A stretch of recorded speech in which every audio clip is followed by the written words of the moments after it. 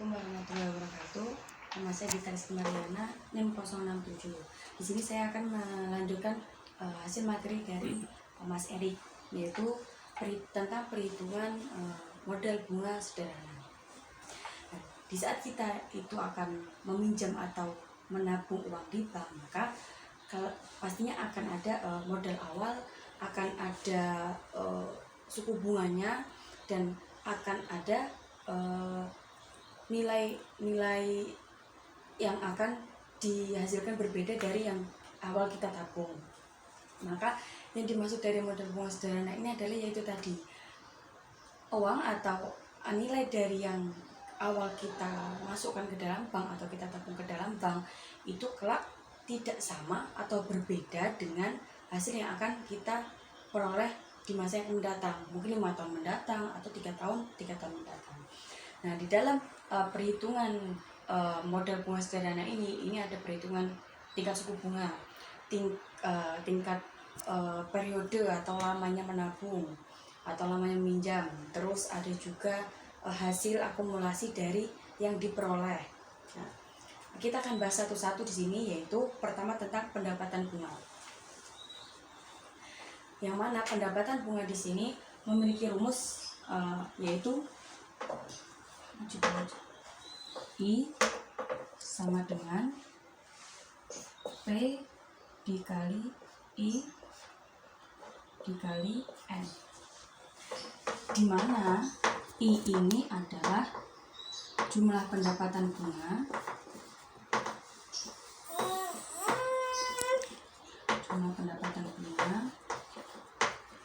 P di sini modal awal, I di sini I besar dan yang ini I kecil.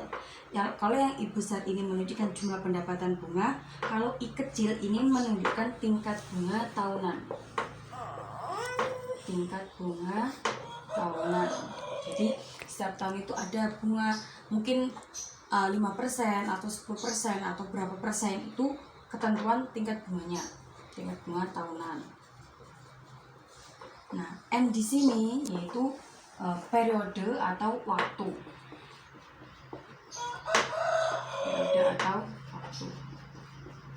Jadi kok ketika nanti di soal itu ada pertanyaan tentang berapakah jumlah pendapatan bunga yang diperoleh selama 5 tahun dengan modal awal sekian, maka mencarinya kita menggunakan rumus ini. Ini untuk mencari pendapatan bunganya. Nah, lalu untuk berikutnya, ketika kita mencari nilai atau hasil atau nilai yang akan kita dapatkan di masa mendatang, itu rumusnya seperti ini. Nilai pada masa ke N.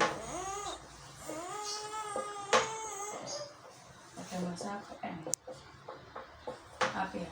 Ini cuma kecil. Itu rumusnya Fn sama dengan P ditambah P dikali I dikali N.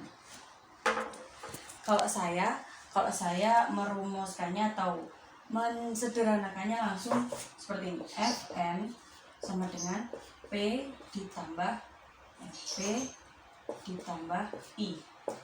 Karena kan I ini kan hasil dari tadi P kali I kali N. Jadi langsung kita ringkas menjadi I, P ditambah I. Nah, di mana P ini yaitu modal awal, P-nya modal awal, I-nya ini jumlah pendapatan bunga. Jadi ketika kita menemukan soal berapakah uang yang akan diakumulasikan 5 tahun mendatang atau 2 tahun mendatang atau 3 tahun mendatang, maka kita pakai rumus yang ini. Kita mencari Fn-nya. Tapi yang pasti kita harus mencari I-nya dulu. Nah, cara mencari I-nya tadi kembali ke yang atas ini tadi. Ya, seperti ini. Lalu ke yang terakhir, yang terakhir itu ada ketika kita ingin mengetahui berapakah modal yang kita dapatkan saat ini.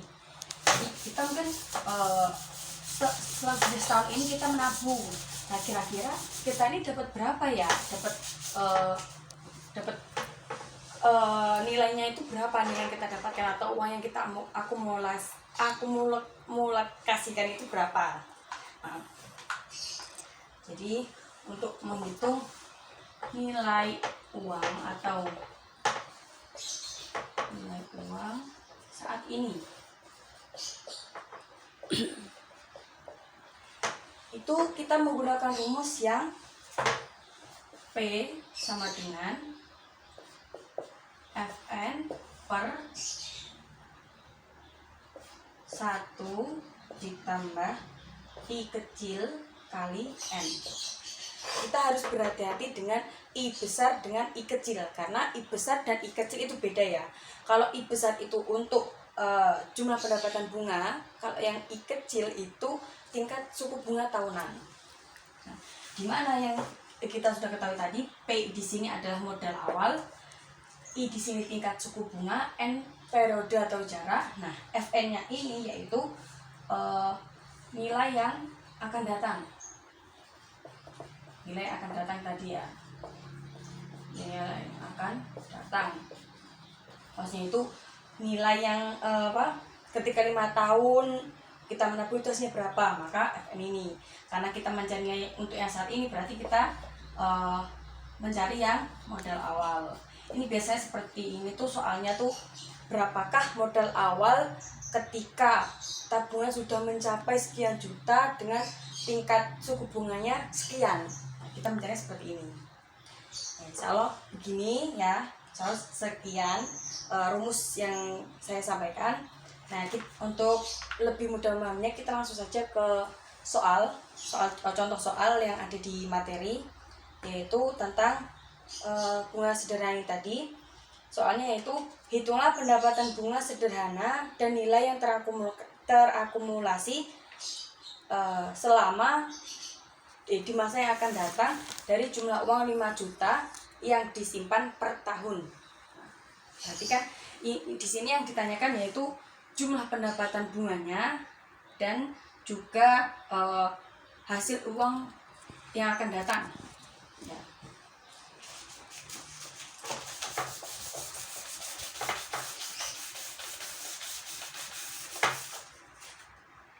Di soal itu kan sudah yang diketahui, langsung saja saya tulis ya.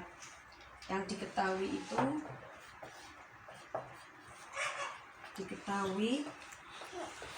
P sama dengan 5 juta.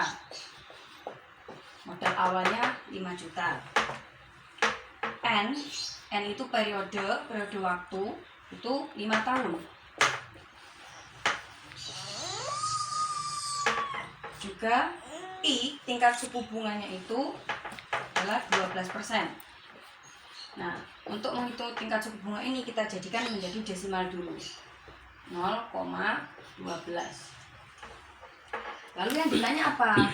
Yang ditanya adalah I besar, yaitu jumlah pendapatan bunga, dan juga Fn, nilai atau hasil yang diperoleh di masa yang akan datang, di 5 tahun mendatang. Kita ke rumusnya tadi. Rumus I besar tadi kan P kali I kali N. Kita mencari yang pertama.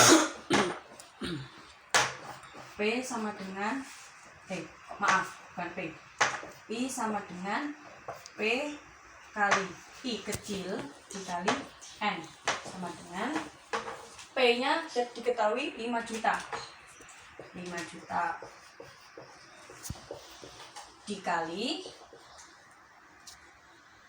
I-nya 12%, kita ubah menjadi 0,12. 0,12 dikali N-nya, periode jaraknya itu, periode waktunya itu sama 5 tahun, berarti kali 5.